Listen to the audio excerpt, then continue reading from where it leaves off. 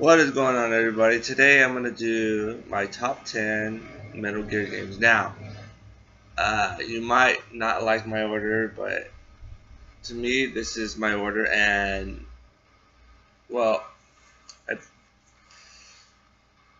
I would say I have one copy. I got all of them, but what I call my top 10 is pretty good, and I don't know if, well, the first one I'm going to show you, does it count as separate? To me, it's just counted as a separate game, but, well, yeah, well, you'll know what it is. Okay, here we go.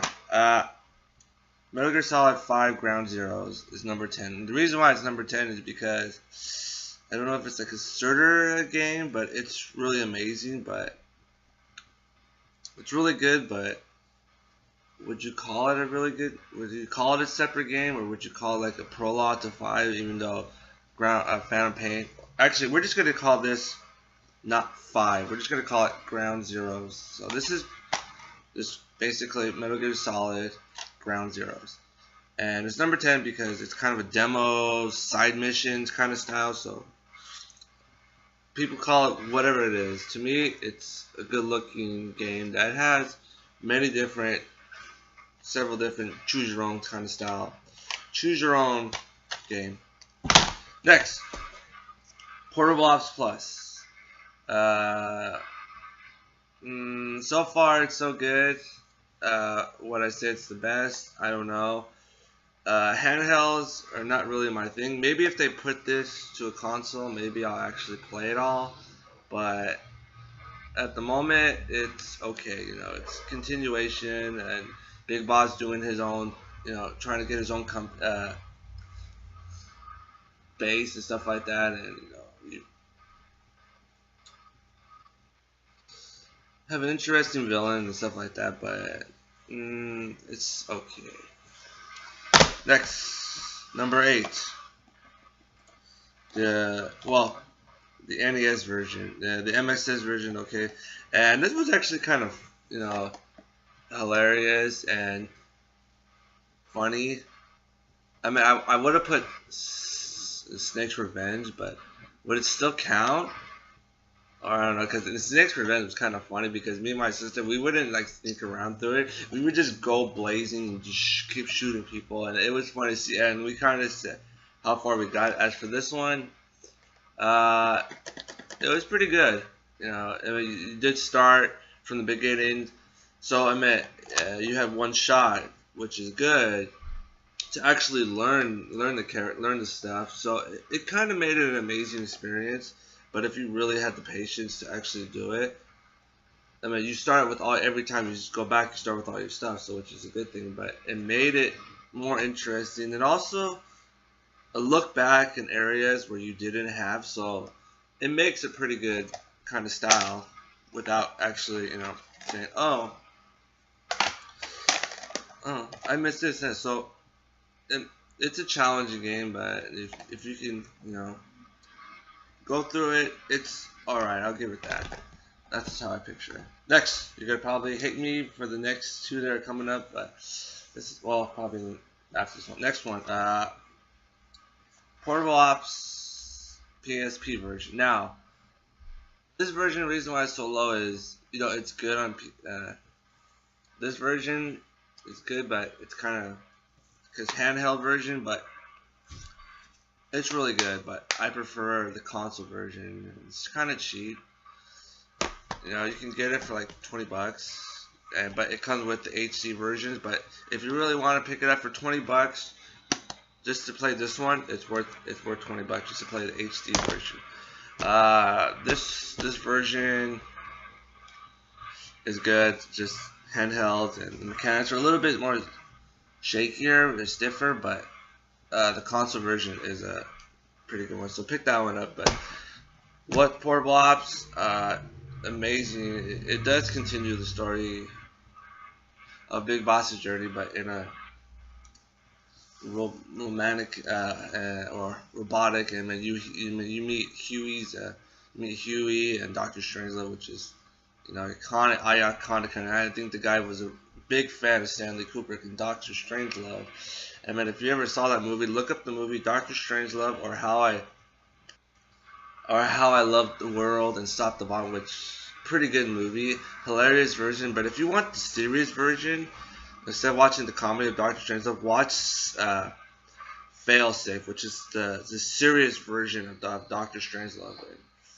Both versions are good, I'll give it that, but Doctor Strangelove is just wacky and crazy. End of the world that had Peter Sellers doing amazing, like so many different cameos. But I think that's when he was a big fan of Stanley Kubrick. And if he had Hal and David from 2001, which is classic now, but back then it wasn't. But it's really good. But let's continue on. Now this one doesn't have a cover, just has a regular GameStop thing, but I don't care. And it's Metal Gear Solid 4. That's what I said. You're gonna hate me but this is my list: Metal Gear Solid 4, Sons of the Patriots, and whatever it's called.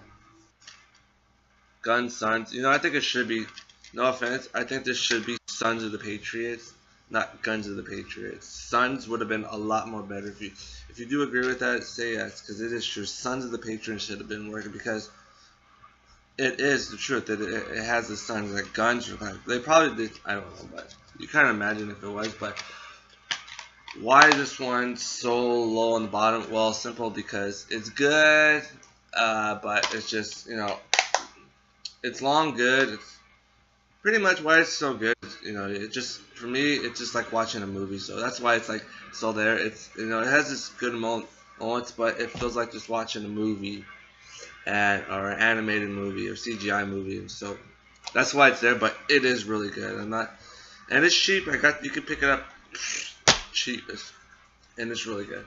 Next, Metal Gear Rising: Revengeance. Now I love this one. You're probably like, no, why? It's like, why? It's a really good hack and slack and metal music. I don't mind metal music. I use it when I work out. That's like the only time I use metal music. But it's really good. This is amazing story, and it kind of continues like the ending. It doesn't. It's like people say it's its own franchise. It's kind of not. In a way, the ones that people think, oh, it's because it was not a Hideo Kojima game. It was, he wrote it and produced it, but but it's still part of the franchise. Doesn't mean it's like, as long as it is your production, it still counts, and in the timeline it goes its own way. But it continues after for it. So the 2014, or when is this one? I don't remember when. Is it 14 and this one's in 16? 16 or 18? I don't know. But it's really amazing. The final boss battle will kick the shit out of you. But yeah, man, but you listen, you got that adrenaline pump rush when you're listening to that final boss, when you're fighting him. It's like, holy shit, is it good?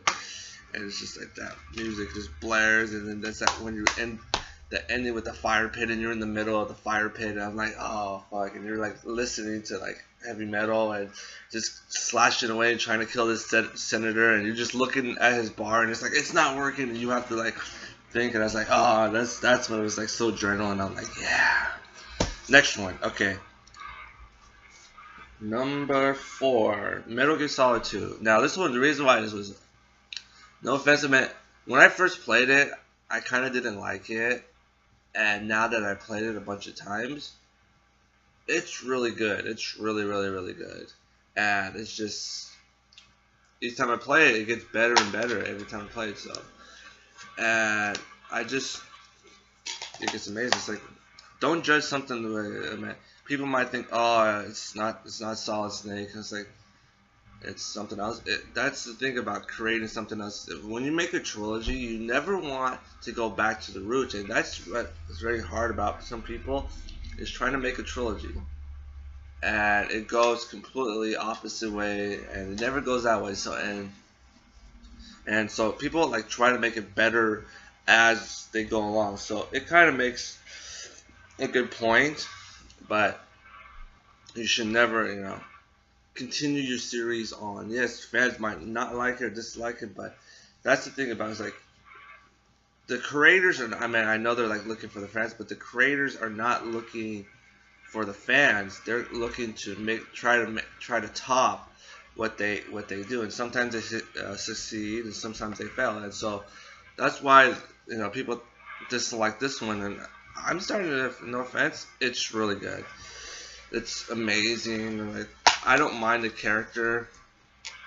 Right now, I don't mind him anymore. It's like because it's like once I played this one, I thought he was the ultimate badass, and because I didn't play this one yet until I played this one, and so I didn't know who was writing. So that's the thing about me, is like I never couldn't understand the series, and so when I went back and played this one finally, I realized that it was actually really good, and it's so amazing, and I love it. I think it's really good, and fans love it. Next one, and this is the latest one, and Metal Gear Solid Phantom Pain. Play the new Xbox One or PlayStation 4 version. Don't play. I know it's like if you don't have it, because it's like next generation, it is good, but I recommend playing the Xbox One or PlayStation 4 version, because I remember I bought it, and I had to move, and now I'm in my new place. I had to get some money, and they took it and said yeah. So I had to get a bunch of money to get my new place, which I'm in my new place, and I kind of regret it, but now it's like I regret it because the graphics are like not as good as I remember playing it, and you just see how bad the graphics look on it, and it's like that's the thing about like some things, like it sucks because you expect the graphics to look really basic, and going downwards, and when I went downwards I was like, oh shit, this isn't as good. But Phantom Pain is really amazing. It's still a good game, whatever system, if you don't mind graphic wise. This one is really good. And so when I did it like that, it was pretty good. So Phantom Pain is amazing. It's not as like linear and like as the other systems where it's an open world, but it didn't have that kind of thing, but it is really amazing. I pick it up. It's really cheap. Next, probably people are gonna doubt me, but I don't care. People are gonna doubt me, but I don't care. And it's Snake Eater, and the reason why it's number 2. It's between these two, and you kind of know why, but I still love that one better because I played that thing like literally I could beat that thing in like without like watching the cutscenes. It's not that long, and so it's like,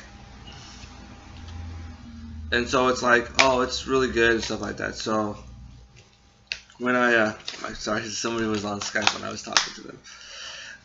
So Snake Eater is amazing movie, amazing game. Strong bosses. Some silly bosses, the beat, it's like, what's it? The beat, the first boss you fight. Not Ocelot, but when you go down to the pit, the first commander is like, what's his name? What are you? Something like Beehive. Zero Pate boss. Eva, Sigurd, Volgan. Okay, here we go. The pain. Okay, the pain.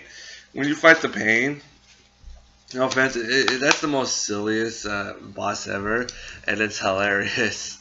But it's really good. I mean, it is a good game, and it's pretty cheap. That is right. Now I'm pretty sure everybody knows what my number 1 is, and it's Metal Gear Solid. Which why I love Metal Gear Solid.